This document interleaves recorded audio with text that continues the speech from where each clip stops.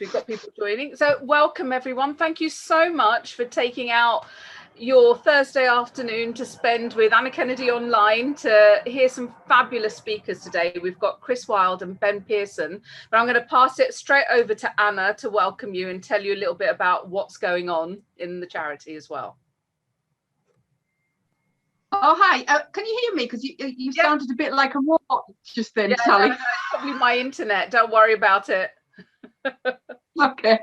All right. So welcome, everyone. Thanks for taking time out of your evening and giving us your precious time to listen to Chris and Ben Pearson. So you're definitely going to be very, very interested in what these two chaps have got to say. So what I'm going to do is I'll just give you a little brief background. So Chris has been a good friend to the charity for quite a few years now. I think it's probably 4 or 5 years, been to quite a few of our events. So he's an author, so he's going to be talking about his book, and I've still got your book that you gave me, Damaged, there, Chris, so thank you. And he's a care home consultant, government advisor, national youth advisor for young people, and a charity patron for 20 charities. He's a passionate advocate and a campaigner, and appearing on the BBC and Newsnight. So just talked about Damage, and he's going to talk to you also about a new book that he's got that's actually, I believe, come out today. So he'll talk to you a little bit about that. Yeah, and then we've got Ben. So Ben Pearson, I've interviewed Ben on Gateway Radio, and we've chatted as well on the phone. And Ben is the founder of Big Clothing for You and Up There. He's a serial entrepreneur. What a story Ben has got to tell you all. With a difference, diagnosed with autism, Ben wants to use his platform to put an end to online bullying, which we're going to talk to you about, you know, something that's happened today with Katie and Harvey, Harvey's Law. And break the stigma around disability. So welcome, guys. Thank you so much. Thank you. Yeah, thank you. It's a pleasure to be here, and pleasure obviously to meet Ben. I've heard a lot about you and inspired by you. Absolutely. Oh, likewise. Thank you. Yeah. So we'll start off with Chris. So Chris, just a little bit of background about yourself so people can get a little flavour about who you are and why you do what you do. Absolutely. So my name is Chris Wild. I am, like you said, I'm a campaigner for young people in the care sector, specifically from 16 to 18, 18 to 25. I consult for the government. I'm on the care review for Josh McAllister, so that's the Expert by Experience board. And what brings me to this kind of work is I was brought up in the care sector myself. My dad died when I was 11. I ended up in a children's home. It wasn't a very good children's home. I suffered a lot of mental, physical, and emotional abuse. I was homeless for a short period of time, from 13 to 14. And yeah, had a really, really difficult upbringing, but somehow I survived, and I've used all that negative experience to make it into a positive and help hundreds and hundreds of people like myself. I became an author 4 years ago, wrote a book called Damaged about my experience in the care sector. That gave me a platform to kind of raise awareness and get myself out there and speak about the failures of the care sector, how fragmented it is, and again, just to help lots more people cope with their own trauma. And then I've just written a second book called The State of It, which is out today. And that goes more into detail about what it's like for care leavers. So that's young people 18 upwards, and how their life kind of, you know, flourishes or kind of they dilapidate into non-existent. So I'm a patron of many charities. This one in particular, I'm very, very kind of passionate about the work Anna Kennedy does, and she gets my full support. And I'm honored to be here, to be honest. And I'm looking forward to it. Thank you. Thank you. And over to you now, Ben. I never know where to start with this one. But just to sort of summarize, I guess. So from the age of 7, I went into care. Prior to that, I was with my family, but it was always very turbulent. I had autism, had different sort of disabilities. No one actually knew that at this stage, so it made it even harder, I think, when you don't know what you're dealing with, but you've just got somebody that isn't thinking the same as everybody else. Generally, you get this label of being unruly, or the wrong label. You know, you get, and it was always very difficult to communicate with people, certainly at that age. So then I come to around 10. Well, at the age of 7, I was put into care homes, and the problem just persisted. People still didn't understand me. I wasn't put into the right care home, and the assessment unit that I went into, it wasn't assessed properly. They didn't have the expertise in there to assess me. They then put me into care, and from the age of 10, I was just passed from pillar to post in short-term housing, short-term respite placements. I was tried in foster care. The social services, I never really saw them, and I was just basically passed wherever somebody could take me. And basically, once that person or environment wasn't sustainable for me anymore, or people gave up on me, I was just moved.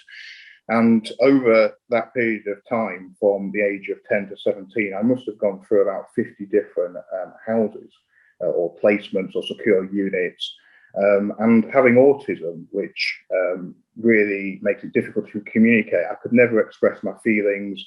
My thoughts were always very extreme, so people would think I was maybe mentally ill, and then sort of fast tracking forward to the age of 17, when I tried to escape the care system and tried to become a care leaver, was the hardest thing I've ever experienced. Basically, they didn't want to let me go, and it all seemed like a massive commercial game, because the residential care home that I was in, it just seemed like complete politics, and all under the pretext of let's keep this young person because we're getting paid tens of thousands of pounds a week. Nothing seemed regulated. There wasn't a clear path out of there, to the point where I just escaped, and I managed to get MPs and security companies to protect me, to stop me going back there. And then I found I was homeless, and it was always a real struggle. And in between that year, they actually tried to get me back by saying this person needs to be sectioned. So I had to go into hospital and go for an assessment. It was about 6 weeks long. And, through this period, as you would imagine, I felt so many different thoughts, often very suicidal. What's the point in living anymore? And it was only, I think, the autism that was my determination, obsessions, that actually got me through it, because I just got so obsessed with seeing, I got so one-track minded, I am going to get out of here. And because I set myself such firm goals, it really did drive me through. But for some of these young people that don't have that drive inside me, I've always been extremely driven, and like my business now, is so large because of this drive. People that don't have that, I hate to think what they're going through, and that's why now I'm trying to turn it round into helping other people that aren't as fortunate as I was. Thank you, Ben. So that was a snapshot of your life there. Wow. Chris, talk to me about when you very first met. I remember you telling me this story, a young person on the spectrum where you didn't know at the time he was autistic. Yeah. When you were in care, when you were, I think you were a teenager, were you at the time? I was, yeah. As you can imagine, when I was in care in 1992, there weren't any kind of regulations in place, so there was no Ofsted. Assessment centres didn't really exist. You became, if you went into the care of the local authority, you were placed in a children's home with everyone and anyone. So there was no age limit either. So you could be 16 in care with a 4-year-old. And I speak about it kind of openly and passionately about the first time I'd ever encountered someone who had autism, someone who was on the spectrum. And it was for me, it was kind of harrowing, because I didn't understand it at that age. And what I saw was how vulnerable this young person were. He was kind of abused by the system. He was abused by people in the care home. People took liberties of that, and I never understood it. I kind of gravitated towards him because I felt sorry for him. I took him under my wing a little bit because I was a bit of a tough kid, and I could see how people manipulate this young person, how they bullied him. He was severely sexually abused because of his vulnerability. And, we just have to look at, the times, 1992, 1993. Things like this just wasn't in people's forefront of their mind. It wasn't even a conversation to have.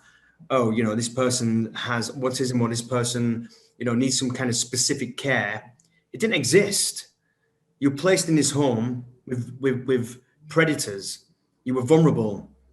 That extra support you needed didn't exist. I spent quite a bit of time with this young person in particular, and I never really understood it until much later on in life. And it was only when I started to write my first book, I went looking for this young person just out of curiosity to think, I wonder what he's doing now. And I found out that he hung himself. Oh. And I didn't know about autism, and a lot of people don't still, but we're talking about 30 years ago. And it was his sister who had said to me, you know, he was on the spectrum. If times would have been different, he would have had specific support, definitely the right kind of professional help, and he wouldn't have taken his own life. That was my first encounter of dealing with that complexity.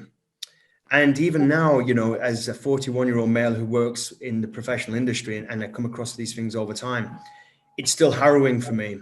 It's still very much, there's a guilty aspect to it as well, because I didn't know anything about it. If I did, maybe I could have done more, but that was my first encounter. And unfortunately, it wasn't great. Didn't you write, sorry, Ben, didn't you write a film? And was he the inspiration behind the film? It was indeed, yes. I wrote a short film called To Catch a Butterfly, and I put my own money into this, and I played the part of this young person. But what I did, I never knew this person had obviously died before he got to 21. I didn't know him past 13 years old. So all I could do is in a creative fashion is to try and envision how his life would have stemmed out, what his ending would have been. It's a dark film, and that's the reason for why it's so dark, is because I need people to be affected by it. I need people to see what the ramifications of his life was or could have been. Yeah, so the film it's based about my interpretation of him as an adult and what he went through, how his ending would have come to an end.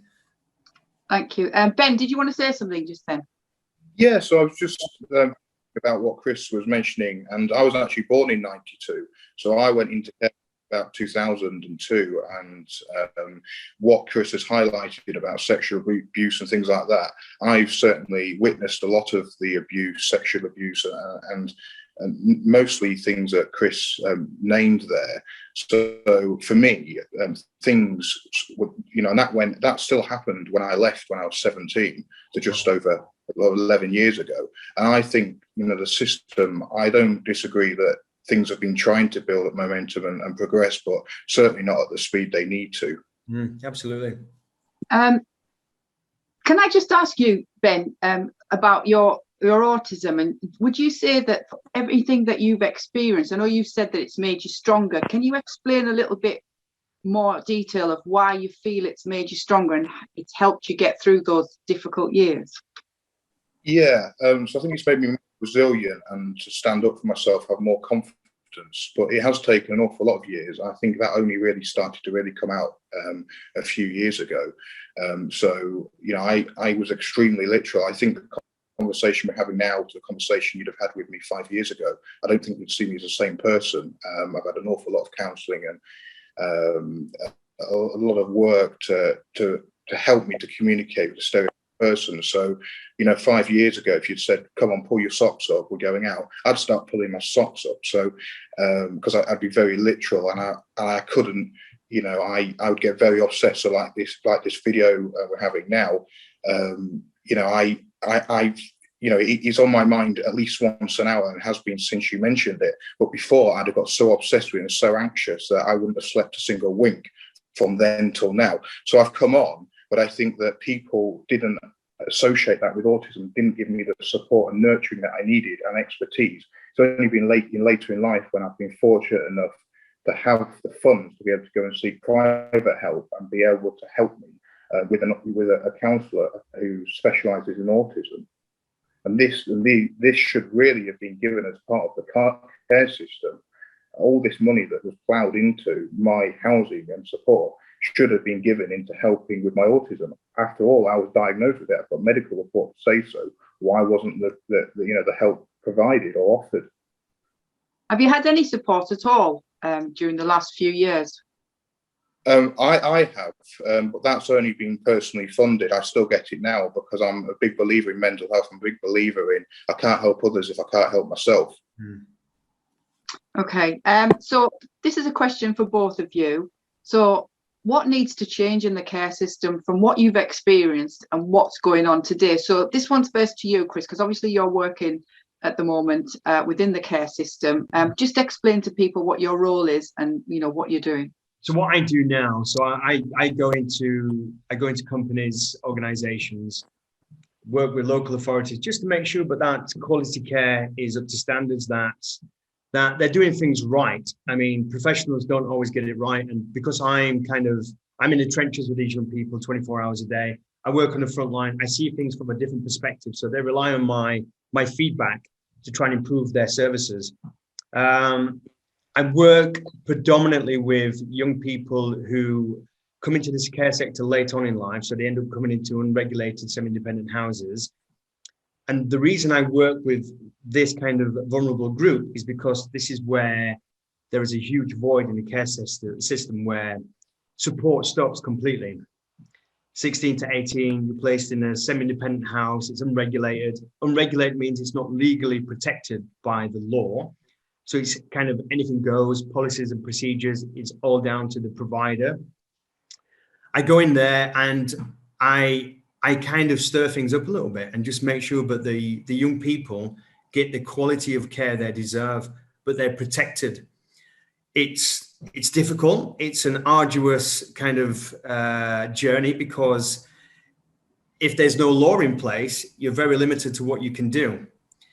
You know, for me, when I go into an organization and I see some kind of, I see negligence, or I see but things not right, and then I approach the local authority and say, well, you know, you should be doing more assessments. This young person shouldn't be in this care home. This young person is being groomed. This young person is being abused, and you're not doing anything about it.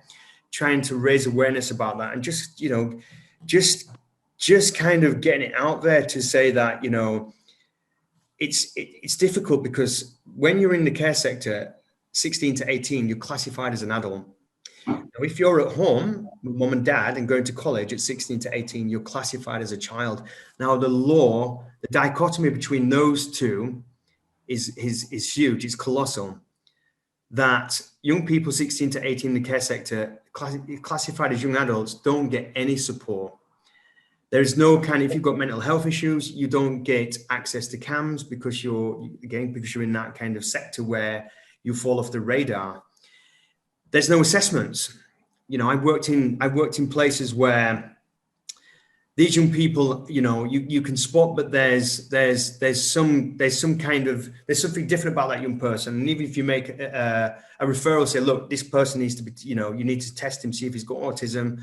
This person, there's nothing. And that's why you get so many vulnerable young people easily groomed into county lines, easily groomed into sexual exploitation. And it's such a void area that if people like me and charities don't get involved, we'd see a lot more young people commit suicide. We'd just have a generation of lost young people in the care sector. And that's why I'm very passionate about doing what I do and trying to make a difference and prevent things from happening in the future. And would you say the local authorities are listening to you? Do you know what it is? I had a meeting yesterday with Harvey, and I sat down with a social worker and I said, look, let's just have a really serious conversation here. I said, give me the definitive answer why young people are just neglected. And you know, he said to me, he'd been there for 20 years, and he said, Chris, when I first came into this job, I had 3 clients. I've been in this job 20 years. I now have 25 clients. I can't physically get out and see 25 young people. My job now forces me in front of a computer. It becomes like a sales job because local authorities are inundated with young people. It's so easy now for young people to fall off the radar, go into the care sector because of poverty, because of mental health issues, because of, you know, drug abuse and stuff like that. And they just can't look after all that clientele. So this is why we just lose so many young people through criminal organizations. And can local authorities do anything about it? They can't at all, because what's happening is government are reducing their funding to certain parts of, like, say, for instance, leaving care in Haringey, they might lose 6 million a year. They've got to find that those resources from somewhere else. So who's going to suffer? That specific section is going to suffer. If they can't get those funds, then they can't look after young people properly. And you know what happens then, the inevitable happens is they fall off the radar. So local authorities are accountable for a lot of the negligence in this sector. And do you think it's got worse now because of lockdown, COVID, and everything else that's going on? Absolutely, absolutely. I mean, one of the good things about lockdown for me was, think about the River Thames when there's a drought. Yeah, the water disappears and you can see all the debris. Now that would have been a perfect opportunity for government to tidy all that up. Think, oh yeah, the care sector, very fragmented. It needs some urgent help. It needs an overhaul. But instead of tidying it up, they'll just wait till the rain comes down again and it just covers it up. And that's what's happened for 30 years. Remember, the care sector is not fragmented, because for anything to be fragmented, it has to be broken. It was never, ever formed fixed, if that makes any sense. It was never formed to, Lem Sissay, the poet, said to me recently, said, the care sector hasn't changed in 30 years, but the world around it has. We need to adjust to that. Yeah. The dangers of yesterday are completely from the dangers today, but the care sector remains the same. The funding is reduced every year. I'll give you just a quick example of the year 2000, I think it was something like 9 billion was spent on children's services, especially for kids leaving care, to say 2017, where only 6 million was spent. That's massive. Can you imagine that money? How many lives you could save with that money? It's inhumane. It's unethical. And yet our government have so much blood on their hands, and we're the first to criticize every other country once these stories break out, but kids are being killed or raped. We're the first ones to say, oh, well, you should look after your young people. But in 2021, you can walk down to the Strand on a Saturday night and see young people sleeping on the streets. Doesn't make sense to me. So what about you, Ben? What's your opinion? What do you think needs to change within the care system to support children, because of your experience as well? Yeah, so I think Chris has picked up on some of the key points there. I think that the fundamentals need to change. So I think the resource needs to be increased, the funding needs to be increased, but it also needs to be put into the right places. So what I noticed more and more over the years was not necessarily the resource decreasing significantly, but it going into the wrong places. What was increasing was the paperwork, and even the care staff were saying, the paperwork is just getting unmanageable. Carers were sitting in offices at night doing risk assessments, doing log reports all through the night, and then expected to care for the child in the morning or drive. They're not in a fit or well state to even do that. So, how they should be driving people to school or, to an assessment unit or to places like this. So I think the fundamentals need to change. And then you look at all the way to, the homeless rate. So I think 25% of homeless people are accounted for by care leavers, people that have left the care system, become homeless. So I think we need to be looking at giving more resource, but in addition, making sure that resource is allocated in the right places and being as productive as possible. Having more of a human approach, be more hands-on, like Chris is saying, down in the trenches with the kids. I think I never saw any of the management come into the building. They never did. I never saw any of the high up people, social services, come and do it. You always had people writing up paperwork that I don't think were specifically trained in that. Some of them, no disrespect, because I can't either, but couldn't read or write, submitting documents to the board, then submitting it to the local authority. I think there needs to be more people at different levels coming in and assessing these units. Can I just Ben, just absolutely, Ben. And this is why it needs to be regulated. And when I say, like, not by Ofsted, it needs to have an independent regulator that only focuses on the care sector. And like you said, those resources need to be directed in the right places. Paperwork, massive problem. I can't tell you how many social workers I speak to who quit their jobs and go and work in Aldi for the same price and the less stress because they can't leave their office. I remember my social worker in 1992 taking me go-karting, taking me rock climbing, doing all these fun things. If I didn't have that, God knows what would have happened to me, in comparison to now, where every young person I speak to, and I say to them, hey, does your social worker come take you for a meal? Does he take you out? No, he calls me once a month. That's what it's got to. That's if you're lucky. That's if you're lucky. That's it. That's if you're lucky.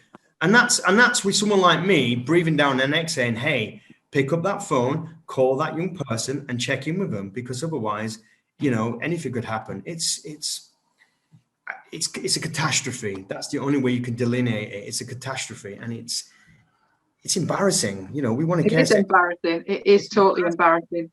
Ben, can I ask you, if you don't mind, how was it for you when you were homeless, being autistic? How did you cope?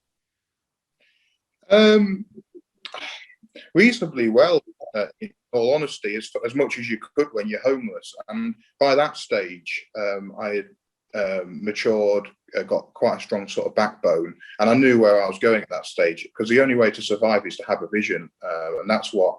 And by that stage, I had, although I didn't have anything, what I did have was a good network of people, and I think that's that's invaluable. That's as good as any material, anything material. So I didn't have a roof, but I had good people, and I had people that would listen, and I built up that network of people. So I think that was easier, actually. Well, I don't know. I know that was easier than living in a room prior to that, where bricks were coming through my window. I've had bullets through my window. I've had people standing at the back door with a pistol. If you come out, I'm going to shoot you. I've had all this kind of stuff, and that was why I was supposed to be under the care of social services. I was arrested. I used to get arrested on a weekly basis just to feel safe in four walls. Well, I'd just go and maybe nick a 12-pack from a shop, literally just to get arrested, because I felt safer in a cell than I did in the care home. So if I'd kick off in the cell. When they said you're going to release you, I'd say you're not, and I'd jump over the counter and start assaulting police officer. You're not letting me out here. I don't want to go back. I was so scared, because a lot of the people, without going off on too much of a tangent, but a lot of the carers came from background, and like Chris is saying, this system is not regulated enough, or not regulated at all, depending where you go. And the carers got in that system because it became an old boys' school. I'm in here, I work here, let my mate come in. He became a carer. Before you know it, it's all corrupt. And if you've got somewhat, it's like a rotten apple, you end up with the whole barrel rotten. And that's what happened in this care system. And, I won't go into the explicit details of some of these instances, but it was very graphic. And I did feel 100% safer in a cell than I did, in the care. Wow. I went to visit a women's prison in Leeds, and I met a young lady with Asperger's syndrome, and she felt safer in prison than she did at home. And she used to reoffend all the time so she could get back into the women's prison in Leeds, because she felt that was her family. So I don't know what she's doing now, but she was just such a great girl, and I just thought, what a shame! What a shame she just feels so safe in this prison rather than be outside. Can we talk about, Ben, if you don't mind, because I'm amazed at how you've done this, with reference, if you don't mind, about your weight loss, and you lost 30 stone. Yeah. Wow. Yeah. It was just amazing. Good. Tell everyone how you did it. Yeah, sure. So again, determination. So I had it in my mind that I would feel better if I lost the weight. And I got to that weight from being, I refer to, this last place I was in before I left. And all I did was basically stay in a room and stuff my face, because that was how I comforted myself. And I put on an awful lot of weight. I think I put on about at least 10 stone within a year. I've got stretch marks all around my body, and I got loose skin and all this kind of stuff because of what I did. And it was completely unhealthy. And again, none of the staff really paid much reference to this.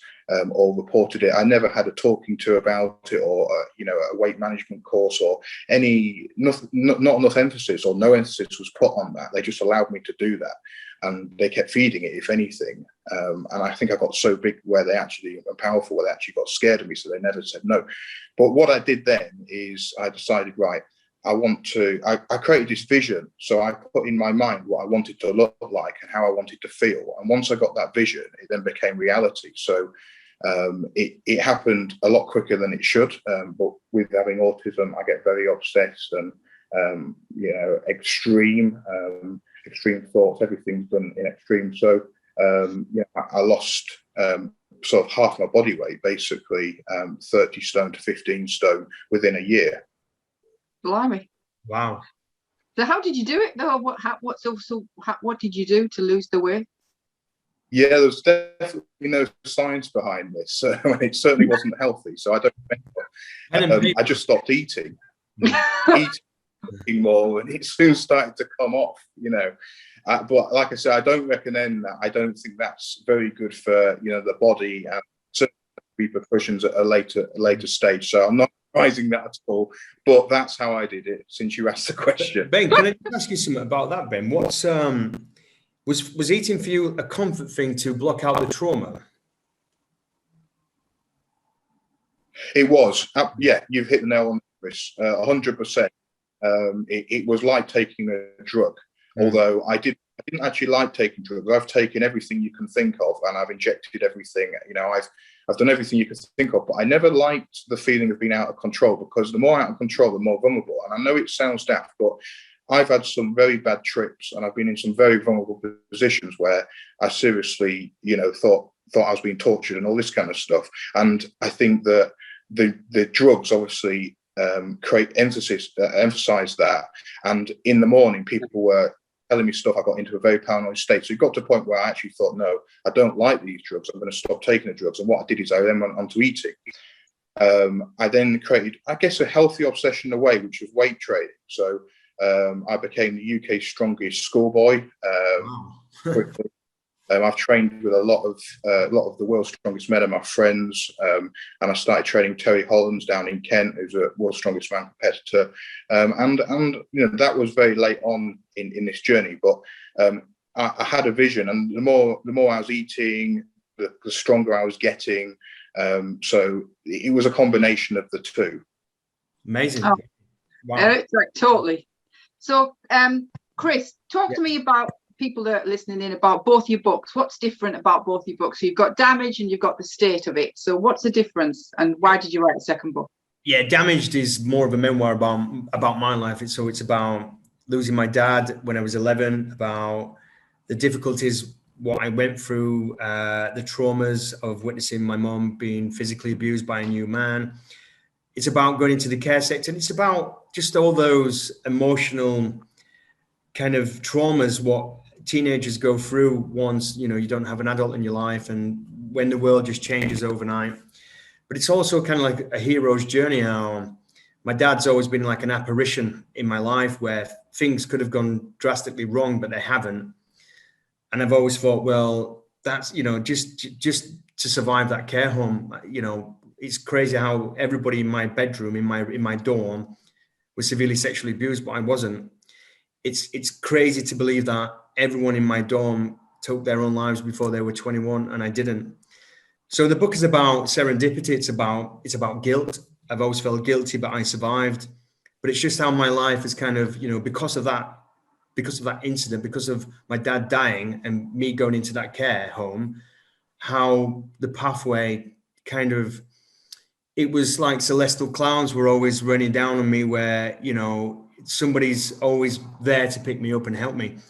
And then it's about going into the care sector as a professional and making those comparisons about my own experience and the experiences of going into a care home, and not seeing, but much has changed really. But kids, young people are still being neglected. They were still being abused. And that's what I wanted to write about in the first book, Damaged. I wanted it to be dark. I wanted it to be melancholic. I wanted people to read it and get angry. I wanted people to read it and be saddened by it, because that's the only way I could really get people's attention. Then the second one, I wanted to be a little bit more optimistic about it. I moved on from working in children's homes, so that's anything under 16, and went to work with people 16 to 18, 18 to 25. And I met some great young people, entrepreneurs, creative people, people who were just amazing. And, people who have, witnessed their parents murdered, but still managed to get up every day and chase their dreams. And I became kind of infatuated with their kind of resilience. And I thought, you know what, I don't want to write about this in a negative way anymore. I want to shed some light on this. So I thought, I'm going to write a book which champions these young people, which shows that you don't have to be, a movie star. You don't have to be famous to be an extraordinary person. You've just got to get up every day and believe in yourself, be kind, be resilient. And people from the care sector are the epitome of that. And that's why the second book was so important for me, because I want to eradicate that stigma. But every time you mention someone from the care system, in your head subconsciously, people think about Fagin and Oliver Twist or jail, or that person's going to rob you. It's quite the opposite, you know. And I say to young people now, I say, hey, the most cliche question in a job interview is your employer is going to say to you, give me an example when you've when you've been in a situation where you've had to show great resilience. Now, everyone, as Ben will agree, who's brought up in the care sector, that's all we know is resilience, is survive. And that's what we need to champion. We need to create more opportunities. And the book is about that as well. It's about solutions. It's not about problems. It's about solutions. I'm fed up of talking about problems. I'm fed up of talking about how fragmented the care sector is. I want to start fixing it now. I want to start helping it. I want to get out there and start looking at solutions. And that's why, you know, I took the role on the care review for the government as well. It gave me that opportunity. It's given me that profile to say, well, actually, I want to mend this. I want to find solutions. I want to give these young people a future. I don't want to walk down the Strand and see people homeless. I don't want to go into jail and speak to 80% of the inmates and find out that they're all from the care sector. It's not how it should be.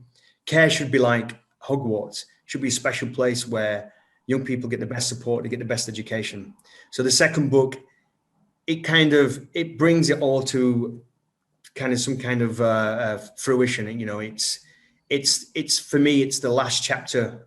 You know, it's the last thing I'll ever write about within this sector, because I've given my heart and soul to it. And if people read it, be inspired by it, people are aware of what's going on, then that for me is my, you know, it's my objective. It's all I want is people to understand. But people like me and Ben, we're not kind of, you know, broken toys like on Toy Story. We're not thieves. We're not murderers. We're not rapists. Every time I watch a TV program like The Fall, you know, you watch it. It's brilliant. It's brilliant. The acting's great. The story's great. It gets to the end, and then you find out, you know, he was abused in a care home. You know, I went through a lot of abuse as a child. I've never raped or murdered anyone, and Ben neither. You know, and that's how it is now for young people. We've got to give them the opportunities. That they're children after all, they're human beings. And that's why this second book, that's why I had to write, because it's the last chapter to say that we can do more, and we should be ashamed and we should be embarrassed how we treat people in the care sector. It's been a pleasure watching you the last 3 or 4 years that I've known you, and becoming more vocal, becoming more confident with your books and just getting out there. So I'm you know, if I was your parent, I'd be really proud of you. So so that's why I wanted to get both of you together, because I think Ben should write a book, and he knows I've mentioned this to him before, and I think you two would support each other. I think you're the right mentor for him to help him. But that's down to Ben, obviously. But that's just, you know what I'm like. I try to put people together. I've just listened to Ben's story for the last 20 minutes, and I want to read his book. So Ben, so you need to get cracking, Ben. So Ben, talk to everybody about how you've turned it around, how you've become a serial entrepreneur. So let's hear it. Yeah. So I decided that I really wanted to shout and make a point, a statement about what I've been through and how it needs to stop, and how other people need to be helped to not go through the same. So, you know, I'm a businessman and I want to do good. So I believe, you know, at the end of the day, I don't think anyone could argue that money does create power. It's quite evident. What I want to do is make money so I can create power to help to create change.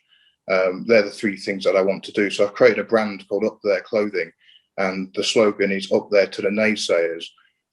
So because I've had autism, I've always been penalised, and I've always been told it's my fault. You know, it's your fault you're going into care, you can't do this, or you've got autism. You know, even my mum, you know, bless her soul, he still tries to sort of even now try and hold my hand and say, oh, you can't do that, or, you know, you're not capable of this because you didn't have an education. And all these things that people try and impose on me, I'm saying, no, up yours. I'm not having that anymore. I'm capable of doing anything I put my mind to. And it just goes to show. So I'm starting to feed the negative vibes that I've encountered and putting them into something positive. So other people that encounter these negative vibes can have more support to create something positive out of it. And if we all work together, if these vibes start to spread and more people start to see the light, we become more united, and the bigger the pack, the stronger the front. And this is what I'm trying to create, more people to stand up, because there's been enough people, there's millions of people that have gone through this, gone through trauma. There's not enough people standing up, because if there was, this would be solved by now. Wow. I think you're going for Prime Minister, mate. Never mind writing a book. I think you need to lead this country, mate. So let's talk about the brand Harvey's Law. You've created a t-shirt because obviously Katie and Harvey are both our ambassadors, and that's how I first saw you, through the video that you did with Katie when you did a chat about the brand. So talk a little bit about the Harvey's Law t-shirt. Yeah, so obviously Harvey is unable to defend himself, doesn't know what's going on, but certainly his mum does. And I felt a very strong connection from the day I started to read about what's been going on and all the mocking of Harvey and the trolling. And I've encountered so much trolling on and offline. And the online stuff, when someone, if someone wants to say to me, you know, would you be affected online as much as you are in person? I'm actually affected more online, because it gets in your head, it starts to eat away at you, and you can't get away from it. And the way that these social media platforms are geared up actually creates, you know, chemical releases within the mind that make you addicted to them. So you keep going, I want to check my stories, I want to do this. That's layman's terms. It's more of a scientific, way of putting that. But when I started to feel this connection, it took me about 18 months to actually get through to Kate, because there's obviously so many people that try and jump on a bandwagon, want to try and, for one reason or another, they want to engage with it. But I think, you know, when you're true to something, someone actually sees it. You know, you can't take away someone that's true. And somebody like Kate can read through someone that's fake. So she saw me and knew that, you know, my vibes were real. And she started to engage with me, and we said, look, why don't we do something? And I said, well, I've got a clothing brand, and I just started to send her t-shirts, and we've sort of rolled from there. We've got to the point where we've created a Harvey Law collection, and starting to, you know, like I said earlier, we need to all be shouting more about this. You know, it needs to become a criminal offence. You know, people are trolling online, then they need to be prosecuted, because, you know, there's people, I've seen people jump off the Humber Bridge, which is just a stone's throw from where I am. People having to shut the Humber Bridge now and get people to sign before they can cycle over to work because people are jumping off. You know, a lot of this is not just family problems. A lot of this is from online, people, you know, keyboard warriors. So this is how we built a relationship with Kate, and we're now, you know, working to, create more of a presence with the t-shirts. Yeah, she went to court today, so and the chap got prosecuted, because I first saw the horrendous video that was put together of someone that had painted their face and was mocking Harvey, and I said to Katie, have you seen this? And she said no, she hadn't. So then obviously she went after them, and yeah, it's just horrendous what these people do, but they just think it's funny, but obviously it isn't. There was one other thing that I wanted to say that I found really powerful when I spoke to you, Ben, if you don't mind, that you went into care when you were 7, and then your mum's come back into your life, and you said you forgave her. So if you don't mind, you don't have to, do you mind talking about that? Yeah, absolutely. So I've built up a lot of empathy, a lot of compassion for people, and I often, I'll always hold my hands up and say, look, I've made mistakes, and I forgive everyone that hasn't treated me the way they should. I try and have empathy and understand, because I've not treated people the way, you know, I should have done. And hindsight is, you know, a wonderful thing. But in hindsight, I should have treated people a lot better than I've done, and I should have had more compassion. So my mum, you know, I think that it doesn't do her any good to be resentful, and it certainly doesn't do me any good. All it does is kill your mind and make you an unhappy person. So I think the easiest thing for both parties is forgiveness, and trying to improve both our lives, and trying to understand how it happened. And if it ever comes a time when you see or can help other people that are encountering the same, then you can pass on both sides, before and after the forgiveness. I'm so glad that you've made peace with your mum. That's just like really great. Chris, what's next for you then? Well, I'm just carry on doing what I'm doing, and I'm committed to the care review for the next 12 months. So hopefully we will put the case for change together, address it to Parliament and make some changes. So the thing I want to see is I want to get 16 to 18 regulated so we can start having some say on the outcomes of these young people. And I'm going to write another book, but I'm not going to write about the care sector. I'm going to write about being a young father or just being a father. And I think there's a lot of things about mental health and about young men we don't see, about the difficulties of raising children and having them insecurities and doubts about, if you can do it, and paying bills and work life. So I want to put together something like that and just use my own experience of being a father. And a new daddy in 5 weeks' time as well. But I just love my job, and I just love meeting people like Ben and obviously knowing people like you. I'm just inspired, and I think Ben made a good point there. I want there to be a great unity where we become that powerful, but we don't have to have these conversations about the traumas of the care sector, and then we can sit here and talk about how amazing it is. I'd love to see a care sector we can be proud of. I'd love to see our care sector as healthy as some of our educational systems, as the NHS, and that's my objective. That's my goal. I've made my peace with that until I die, I will focus my attention on helping young people. That's it. Thank you. And Ben, if you had to say to somebody who's just got a diagnosis of autism, what advice would you give to them? I would say be proud of having autism. There's nothing to be ashamed of, and speak out about it and tell people that you've got autism and ask for help, but make sure you're asking the right people. Yeah, brilliant. Thank you. Ben, I just wanted to say, I'm in awe of how articulate and smart you are. And I wouldn't have a clue if I didn't, obviously, I don't know a lot about autism, but sat here, I think you were a professor in a university. You come across so well, mate, honestly. Oh, cheers, Chris. I appreciate it.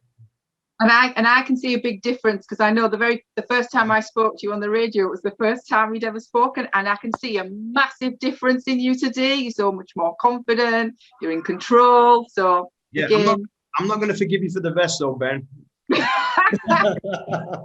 Coming after you.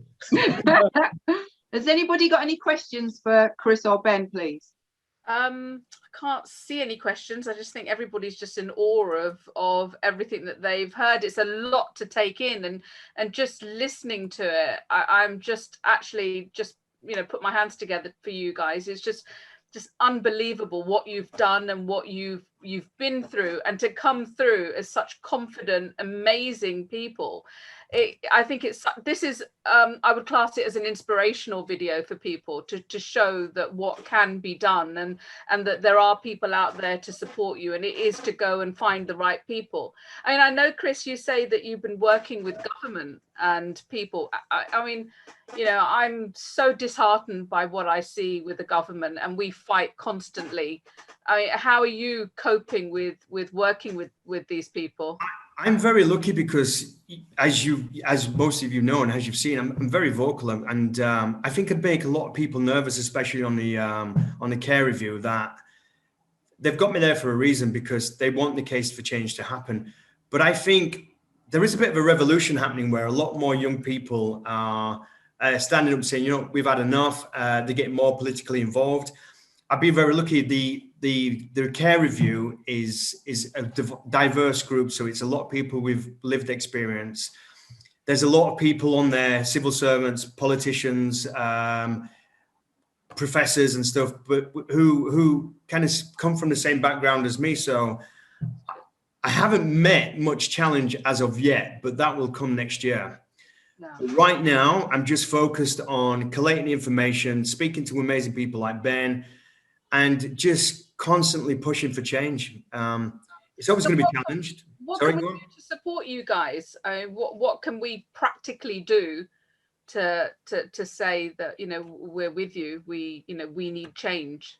I think, you know, doing stuff like this and like Ben says, is, you know, we coming together and forming our own unity and sticking together. You know, we're more of a powerful force.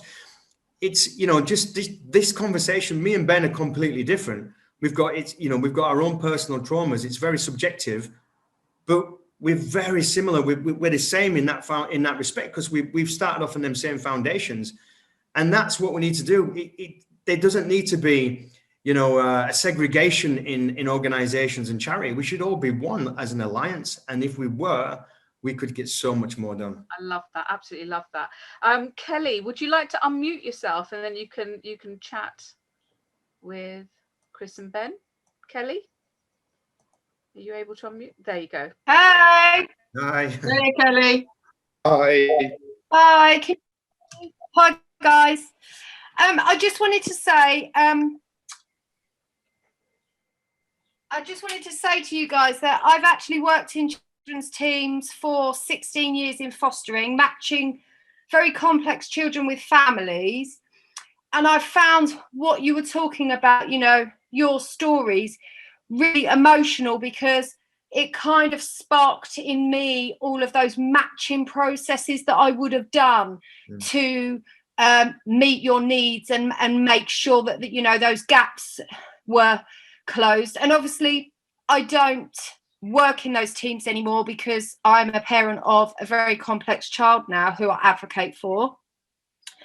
But I just think you didn't have the advocates then, you know, but you are definitely advocating for those lost boys now. And I'm really in awe of both of you and your resilience and what you're doing. I just think it's amazing. You know, we're all working together, like you said, Chris, so many different people, all with the same, you know, the same beliefs. I think you're amazing too, Kelly, you know, and like you said, you know, we're all very different, but very similar. And, you know, everyone I talk to, I'm always in awe with. And even just then, you saying what you do and advocate for someone with complexities, you're amazing too. Yeah, I mean, he's very fortunate he's not in care, but obviously I was a child who fostered. My parents fostered throughout my childhood, and I thought it was amazing. It was like home and away, you know, someone was being brought home by the police and all of that. But I think my parents were very, very strong advocates for children that, you know, needed help, and they didn't turn anybody away. You know, it didn't matter how bad the backstory was. They always saw the child. Brilliant. And I think that's sometimes what gets lost. And it's when you advocate for special needs children, that's also what can get lost, because I'm pretty sure without a photo, nobody would adopt my son, you know, because they carry it around with them. They, you know, and it's like children that are looked after, they carry around absolutely everything they've ever done with them. And if we think as adults, if we did that, we wouldn't maybe be accepted either. So I think children in general, especially when they don't have advocates, whether they're in care or with special needs, they don't get to hide anywhere, and they can be judged on, you know, they can be judged before anyone has met them. And I think that's where the budgets come in, and, you know, they deal with a case that's really bad, so they might get less funding, whereas somebody who might look more attractive on paper might get more. And that's what's got to change. It's usually people who shout the loudest get what they want in the end, and it shouldn't be like that. No, absolutely not. And especially for special needs as well. You know, we've been dealing with the pandemic, lots of waiting lists, lots of people at crisis point for support, lots of children that have really high health needs as well as special needs being assessed. For example, a little boy I know was assessed and his parents were told he was blind on Zoom. You know, it's been very, very neglectful, hasn't it? The whole thing. And I think in general, if you shout loudest, you get the most, and that's not fair. No. I think the thing is, we can't help everyone, but we can all help someone. Absolutely. And that's why I love being inspired by you guys, because you have such different experiences, but it all comes to the end result is advocacy.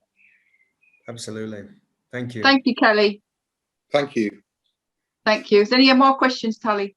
No, I think that's it. Just everybody really enjoying the call. I think there'll probably be a lot of questions after, because it's such a difficult subject, and I know that people are going to watch this, and I'm going to be sharing this in a lot of groups that I'm part of, because I think they need to hear your stories, and they need to read your books, and they need to. Yeah, we'll put the links and everything up on the website for your books and the clothing line and Harvey's Law.